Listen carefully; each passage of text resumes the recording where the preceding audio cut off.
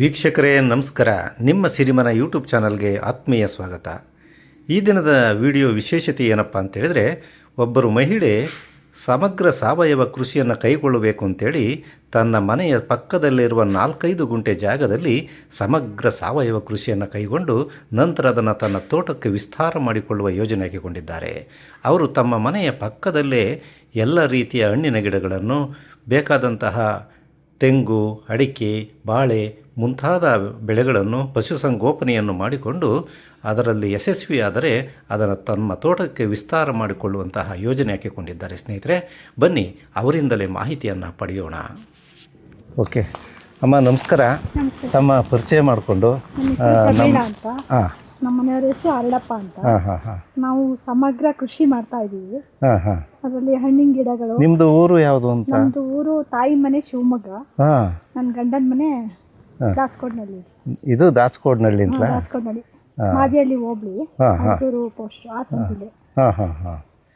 ಸರಿ ಸರಿ. ಈಗ ಏನೇನು ಬೆಳೆದಿದ್ದೀರಿ ಅಂತ ಸ್ವಲ್ಪ ತೋರಿಸ್ತೀರಮ್ಮ ನಿಮ್ಮ ತೋಟದಲ್ಲಿ ನಮ್ಮ ವೀಕ್ಷಕರಿಗೆ? ಅದರದ್ದೊಂದು ಮಾಹಿತಿ. ನೀವು ಸಮಗ್ರ ಕೃಷಿ ಅಂತ ಹೇಳಿದರೆ ತೋಟಗಾರಿಕೆ ಬೆಳೆಗಳು ಇದೆ, ಪಶುಸಂಗೋಪನೆಯೂ ಇದೆ. ಇದೆ, ಕೋಳಿ ಸಾಕಿದ್ದೀವಿ. ಕೋಳಿ ಇದು ಸ್ಟಾರ್ ಫ್ರೂಟು. ಹಾಂ. ಎಷ್ಟು ಅಂಕೆ ಇದ್ರಮ್ಮ ಸ್ಟಾರ್ ಫ್ರೂಟು? ಇದು ಸದ್ಯಕ್ಕೆ ಈಗ ಒಂದೇ ಗಿಡ ಸರ್, ಬೆಳೆದ ಮೇಲೆ ತೋಟಕ್ಕೆ ಹಾಕಿದ್ರೆ ಆಯ್ತು ಅಂತ ಈಗ ಸದ್ಯಕ್ಕೆ ಎಲ್ಲ ಒಂದೊಂದು ಗಿಡ ಬೆಳೆದಿದ್ದೀವಿ. ಈಗ ಹೂವು ಆಗಿದೆಯಲ್ಲ? ಇಲ್ಲ, ಒಂದೆರಡು ಬ್ಯಾಚು ಹಣ್ಣು ಬಿಟ್ಟು ಇವಾಗ ಮತ್ತೆ ಆಗಲೇ ರೆಡಿ ಆಗ್ತಾ ಇದೆ. ಇದು ಎಷ್ಟು ವರ್ಷದ್ದಮ್ಮ? ಇದು 2 ವರ್ಷದ ಸರ್. ಹಾಂ, ಸರಿ. ವರ್ಷಕ್ಕೆ ಫಸಲು ಕೊಟ್ಟಿದೆ? ವರ್ಷಕ್ಕೊಂದ್ಸಲ ಕೊಡುತ್ತೆ, ಚಂದಾಗಿಂದಲೂ ಕೊಡ್ತಾನೆ ಇದ್ದೀವಿ. ಈ ನೇರಳೆ ಈ ವರ್ಷ ನಟ್ಟಿರೋದು. ಈ ವರ್ಷ ಹಾಕಿರೋದ? ಯಾವುದು ಜಮ್ ನೇರಳೆನಾ? ಹಾಂ ಹಾಂ. ಈ ವರ್ಷ ಹಾಕಿದ್ದೀವಿ. ಈ ವರ್ಷ ಹಾಕಿರೋದು. ಎಷ್ಟಿದೆ ಅಮ್ಮ ಇದು? ಒಂದೇನಾ? ಇದು ಒಂದೇ, ಎಲ್ಲ ಒಂದೊಂದು ಸರ್ ಹಾಕಿರೋದು. ಹಾಂ. ಇದು ನಿಂಬೆ ಗಿಡ. ಹಾಂ. ಇಲ್ಲ ಅಂದರೂ ಒಂದು 400-500 ಬಿಡುತ್ತೆ. ಓ, ಚೆನ್ನಾಗಿ ಬಿಟ್ಟಿದೆಯಲ್ಲ? ಹಾಂ, ಇಲ್ಲ ಮಾರಿದ್ದೀವಿ. ಸುಮಾರು ಒಂದು 400-500 ಮಾರಿದ್ದೀವಿ. 400-500 ಒಂದು ಗಿಡದಲ್ಲಿ ಮಾರಿಬಿಟ್ಟಿದ್ದೀರಿ? ಹಾಂ. ಈಗ ಇನ್ನೂ 400-500 ಇದೆ ಇದರಲ್ಲಿ? ಇನ್ನೂ ಹೂ ಬಿಡ್ತಾನೆ ಇದೆ. ಇನ್ನೂ ಹೂ ಬಿಡ್ತಾನೆ ಇದೆ, ಕಂಟಿನ್ಯೂಸ್ ಬಿಡ್ತಾನೆ ಇರುತ್ತಾ? ಬಿಡ್ತಾನೆ ಇರುತ್ತೆ. ಯಾವಾಗ ಅದು ಅಲ್ಲ, ವರ್ಷವೆಲ್ಲ ಬಿಡುತ್ತಾ? ವರ್ಷವೆಲ್ಲ ಬಿಡ್ತಾನೆ ಇರುತ್ತೆ ಈ ಥರ ಹೂ. ಅಲ್ಲಿ ಕೆಳಗಡೆ ಬಿದ್ದಿದೆಯಲ್ಲ, ಇವು ನೀವು ಕೊಯ್ತಾ ಇದ್ದೀರ ಮಗ ಅಮ್ಮ? ಏನು ಜ್ಯೂಸ್ ಮಾಡ್ಲಿಕ್ಕಾ? ಅಲ್ಲಿ ಕೆಳಗಡೆ ಇದೆಯಲ್ಲ, ಅದೇ ಹಾರಿಸ್ಕೊಳ್ಳಿ. ಚುಚ್ಚುತ್ತಲ್ಲ ಸರ್ ಮುಳ್ಳು? ಹಾಂ, ಒಂದು ಸ್ಟಿಕ್ ಮಾಡ್ಕೊಂಬಿಡ್ರಿ, ಕಂಡ್ರೆ ಬರುತ್ತೆ. ಸರಿ ಸರಿ. ಹಾಂ, ಮೂಸಂಬಿ. ಹಾಂ. ಸರಿ. ಈ ವರ್ಷ ಬಿಟ್ಟಿದೆ? ಹಾಂ. ಮೂಸಂಬಿ. ಓ, ನಿಮ್ಮ ತೋಟದ್ದೇ ಮೂಸಂಬಿ ತಿನ್ನೋದಂದ್ರೆ ಭಾಳ ಖುಷಿ ಅಲ್ಲ? ನಾನು ಮೊನ್ನೆ ಜೇನು ಸಾಕಿದ್ದೀನಲ್ಲ, ಜೇನುತುಪ್ಪ ತೆಗೆದೆ, ಅದು ಆನಂದನೇ ಬೇರೆ. ಜೇನಿದೆ ಸರ್, ಅಲ್ಲೊಂದು ಜೇನು ಮಾಡಿ ಸಾಕಿ, ಚೆನ್ನಾಗಿದೆ. ಈಗ ನಮ್ಮ ಮಾಲಿಂಗಪ್ಪರೆಲ್ಲ ಗೈಡ್ ಮಾಡ್ತಾರೆ. ಇದು ಸೀತಾಫಲ, ಈಗ ಹೂ ಆಗ್ತಾ ಇದೆ ಫುಲ್ಲು. ಹಾಂ. ಅದು ರಾಮಫಲ, ಅದು ಹಣ್ಣಾಗಿ ಇದು ಸೀತಾಫಲ. ಇದು ಸೀತಾಫಲ, ಆ ಕಡೆಗೆ ರಾಮಫಲ. ಅಲ್ಲಿ ಹಣ್ಣಿದೆ ನೋಡಿ, ಒಂದು ಫುಲ್ ಬಿಟ್ಟಿತ್ತು. ಸರಿ, ಒಂದು ಹಣ್ಣಿದೆ. ಫುಲ್ ಬಿಟ್ಟಿದ್ದು ಖಾಲಿ ಮಾಡಿದಿರಿ ಈಗ? ಇದು ಕಿತ್ತಳೆ ಹಣ್ಣು ಬಿಟ್ಟಿದೆ, ಇಲ್ಲೇ ಇದೆಯಲ್ಲ. ಇದು ಕಿತ್ತಳೆ ಹಣ್ಣಿಂದ?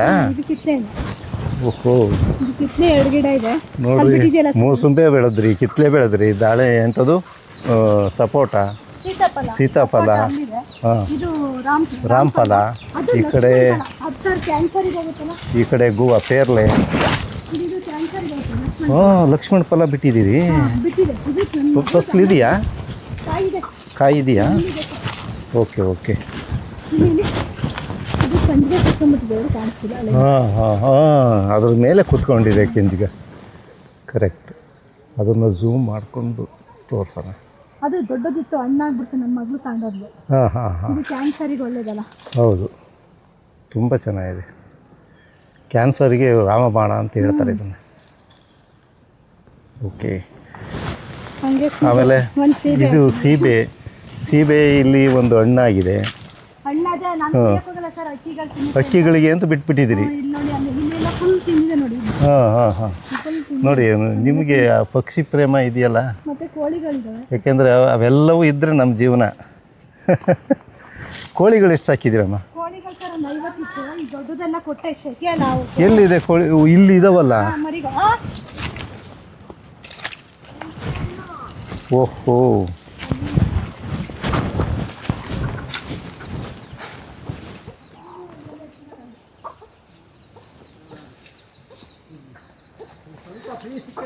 ಕೋಳಿ ಎಷ್ಟಿದಾವಮ್ಮ?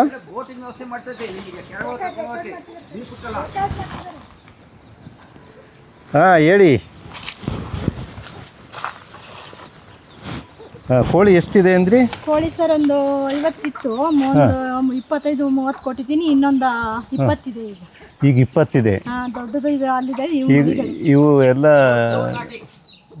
ಪ್ಯೂರ್ ನಾಟಿ. ಹಾಂ ಹಾಂ ಹಾಂ. ಈಗ ಕೋಳಿಯಲ್ಲಿ ಮೊಟ್ಟೆ ಎಲ್ಲ ಸೇಲ್ ಮಾಡ್ತೀರಾ? ಸೇಲ್ ಮಾಡ್ತೀನಿ. ಮೊಟ್ಟೆ ಸೇಲ್ ಮಾಡ್ತೀರಾ? ಹೆಂಗೆ ಹೋಗ್ತದಮ್ಮ ಮೊಟ್ಟೆ? 20 ರೂಪಾಯಿ ಸರ್ ನನ್ನ ಹತ್ರ. ಹಾಂ, ಪ್ಯೂರ್ ನಾಟಿ. ಪ್ಯೂರ್ ನಾಟಿ 20 ರೂಪಾಯಿ ತಗೊಂಡೋಗ್ತಾರೆ ಬಿಡ್ರಿ. ತಗೊಂಡೋಗ್ತಾರೆ, ಇಲ್ಲಿ ಇದೆ, ಮೊಟ್ಟೆನೇ ಇಲ್ಲ ಈಗ. ಕೋಳಿನೂ ತಗೊಂಡೋಗ್ತಾರ? ಕೋಳಿನೂ ತಗೊಂಡೋಗ್ತಾರೆ. ಕೋಳಿ 1200 ಹುಂಜಗಳು. ಹಾಂ ಹಾಂ ಹಾಂ. ಇವೆಲ್ಲ ಎಳೆಗಳು 600. ಹಾಂ ಹಾಂ. ಈಗ ಇದನ್ನ ಏನಾದ್ರು ದೊಡ್ಡ ಪ್ರಮಾಣದಲ್ಲಿ ಮಾಡಬೇಕು ಅಂದ್ಕೊಂಡಿದ್ದೀರಾ? ಅಂತ ಅನ್ಕೊಂಡಿದ್ದೀನಿ. ಅಂದ್ರೆ ಇದಕ್ಕೆಲ್ಲ ಕಾಯಿಲೆ ಜಾಸ್ತಿ ಅಲ್ಲ. ಈಗ ಕುರಿನೂ ಸಾಕಬೇಕು ಅಂತ ಇದ್ದೀರಾ? ಎಷ್ಟು ತಗೊಳ್ತೀರಿ? ಒಂದು 5-6 ತಗೊಳ್ಳೋಣ ಅಂತ ಸದ್ಯಕ್ಕೆ. ಎಲ್ಲವೂ ಸ್ಟಾರ್ಟಿಂಗಲ್ಲಿ ಜಾಸ್ತಿ ಪ್ರಮಾಣ ಮಾಡಬಾರ್ದು.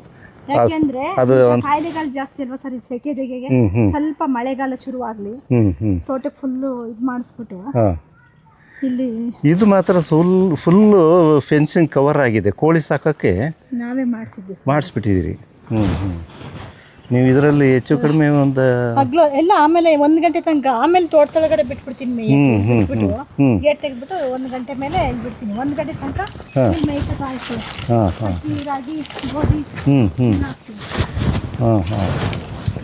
ಅಂದರೆ ಖರ್ಚು ಏನು ಅಷ್ಟೇನು ಖರ್ಚು ಬರಲ್ಲಲ್ವಾ? ಫಾರಮ್ ಕೋಳಿ ಹಂಗೆ ಖರ್ಚು ಬರಲ್ಲ ನಿಮ್ಮಲ್ಲಿ, ವೇಸ್ಟ್. ಹಾಂ, ನನಗಿಲ್ಲ ಅಂದರೆ ಒಂದು 50 ಕೋಳಿಲಿ ಒಂದು 5 ಲಕ್ಷ ದುಡ್ಡಾಗಿದೆ. 50 ಕೋಳಿಲೇ? ಹಾಂ, ನೋಡ್ರಿ ಎಷ್ಟೊಂದು ಕೋಳಿಲಿ ನೀವು. ಈಗ ನೀವು ಆಸಕ್ತಿ ವಹಿಸಿದ್ದೀರಿ ಇದ್ರ ಬಗ್ಗೆ, ಕೋಳಿ ಫಾರಮ್ ಬಗ್ಗೆ, ನಾಟಿ ಕೋಳಿ ಫಾರಮ್. ಹಾಂ, ಬಾಳೆ ಇದೆ ಸರ್, ಪುಟ್ಟ ಬಾಳೆ ಇದೆ.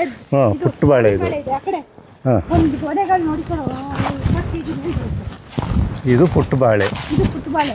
ಹಾಂ, ಇಲ್ಲಿ ಇದು ಸಾಂಬಾರ್ ಬಾಳೆ, ಚಿಪ್ಸಿಗೆ. ಹಾಂ ಹಾಂ ಹಾಂ. ಅದು ಮತ್ತೆ ಅದು ಗೊನೆ. ಓ, ಅದು ಚಿಪ್ಸಿಗೆಲ್ಲ ಹೋಗುತ್ತಾ? ಅದು ಇನ್ನೂ ಬಲಿಬೇಕು ಸರ್. ಅದಕ್ಕೇನು ಹೆಸರು? ಸಾರಿನ ಬಾಳೆ ಅಂತಾರೆ, ದೈ ಬಾಳೆ ಅಂತಾರೆ. ಹಾಂ ಹಾಂ ಹಾಂ. ಚಿಪ್ಸು ಈ ಪಲ್ಯ ಎಲ್ಲ ಮಾಡ್ಲಿಕ್ಕೆ ಬಳಸ್ತಾರಲ್ಲ ಅದು. ಹ್ಞೂ ಹ್ಞೂ ಹ್ಞೂ. ಸರಿ ಸರಿ. ಈ ಕಡೆಗೂ ಒಂದು ಗೊನೆ ಇದೆ. ಹಾಂ, 2 ಪುಟ್ಟ ಬಾಳೆ ಇದೆ, 2 ಇದಿದೆ. ಅದರ ಗೊನೆ ಮಾತ್ರ ಸೈಜು ಚೆನ್ನಾಗಿ ಬಂದಿದೆ. ತೂಕ ತಡಿಯಕ್ಕೆ ಆಗ್ತಿಲ್ಲ, ಬಗ್ಬಿಟ್ಟಿದ್ದಾವೆ 2. ಕೋಳಿಗಳು ಈ ಕಡೆಗಿದ್ದಾವೆ. ಕೋಳಿ ಅವರು ಬಂದು. ಹಾಂ ಹಾಂ ಹಾಂ. ಕೋಳಿಗಳು ನಾನು ಇದೆ ಒಂದು. ಹಾಂ ಹಾಂ. ಒಂದು ಕಪ್ಪು ಕೋಳಿ ಇದೆಯಲ್ಲ, ಅದು ಕಡಕ್ನಾಥ್. ಓ, ಕಪ್ಪು ಕೋಳಿ ಕಡಕ್ನಾಥ. ಹಾಂ ಹಾಂ ಹಾಂ. ಸರಿ ಸರಿ. ಒಟ್ಟಿನಲ್ಲಿ ವೆರೈಟೀಸ್ ಎಲ್ಲ ಮೇಂಟೈನ್ ಮಾಡ್ತಾಯಿದ್ದೀರಿ. ವೈವಿಧ್ಯಮಯದ ಹಣ್ಣಿನ ಗಿಡಗಳು ಮಾಡ್ಕೊಳ್ಳಿ, ಮಾಡಬೇಕು. ಮತ್ತು ನಾವು ಅದರಲ್ಲೇ ಆನಂದ ಪಡಬೇಕು